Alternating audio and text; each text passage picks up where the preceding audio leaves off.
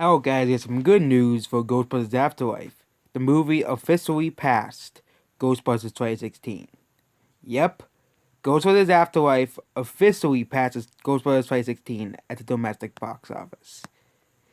This is an absolute failure for Ghostbusters 2016 because Ghostbusters 2016 launched during the summer season and launched, 2016, which did not have a pandemic to really put this movie through. So we have Ghostbusters 2016 versus Ghostbusters Afterlife here, and the movie officially is ahead of Ghostbusters 2016. Of course, it needs to pass it around. It needs to make $129 million to beat Ghostbusters 2016. But the fact that it has finally beaten Ghostbusters 2016 and will most likely be beating Ghostbusters 2016 can really show you how horribly Ghostbusters 2016 has done, how horribly the movie has done at the box office. This and it will likely end up over around you know 3 million above 2016, 3 to 4 million above 2016 by the end of this weekend. I expect the lead to continue to expand as Ghostbusters 2016's rigs continue to get worse and worse. Meanwhile, Ghostbusters Afterlife rigs continue to get better and better.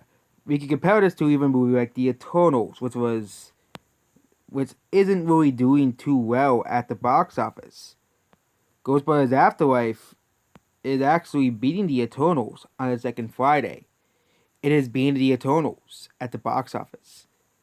It's gonna it's gonna likely be like No Time to Die's box office more than The Eternals. It might actually catch up and beat No Time to Die at the box office, which will be pretty hilarious to see as well. But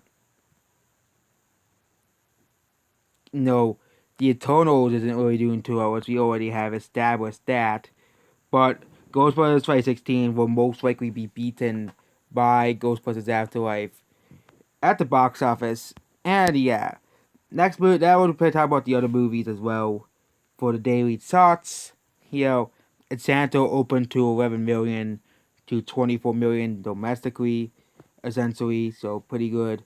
The reason I'm talking about the box office is because it's only 2 weeks today, so yeah, House of Gucci, 14 million, pretty good for a non-franchise movie. House of Gucci is a new IP made by Hollywood. It is doing really well for a non-franchise, non-film series. The Eternals, it is doing abysmally still, which is no surprise at all. It is doing better than last week, but that's mostly because of the holiday weekend. The Eternals does have a possibility of making $40 million is the amount needed to make money, but other than that, no, it's not.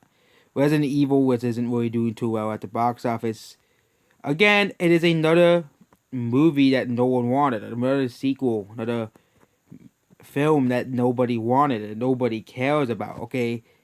And the fact that it's being, the fact that it's a franchise film and it's being beaten by House of Gucci, where it's kind of like Ice Age Prison Course versus Lights Out, okay?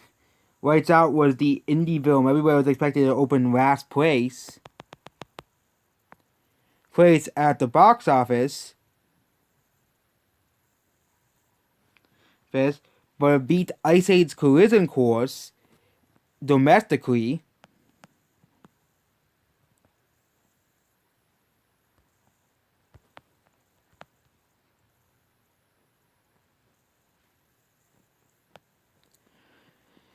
But beat Ice Age Collision Course domestically at the box office. So, you know, and Ice Age Collision Course was a big, animated movie of the year. It made $402 million worldwide, but got beat by Lights Out, which was a indie horror movie.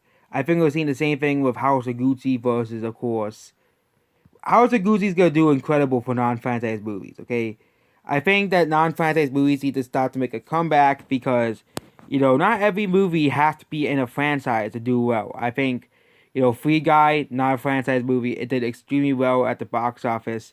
I think House of Gucci can pull a Free Guy, and I don't think it's gonna pass $100 million domestically, but it's gonna do better than most of these other movies that released.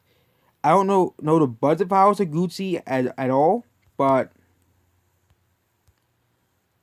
Yeah, it's doing much better than King Richard and Spencer and all these other movies that released. So it's doing far better than what most people, including myself, probably would predicted it would have done. I actually predicted it would probably gross 5 million, like how Last Night Soho did, Atlas did, and all these other movies did, as well. So yeah, that's basically about this video. And also, Dune passed 100 million. It passed 100 million at the domestic box office. So Dune did pass 100 million at the domestic box office, which is pretty good for that movie.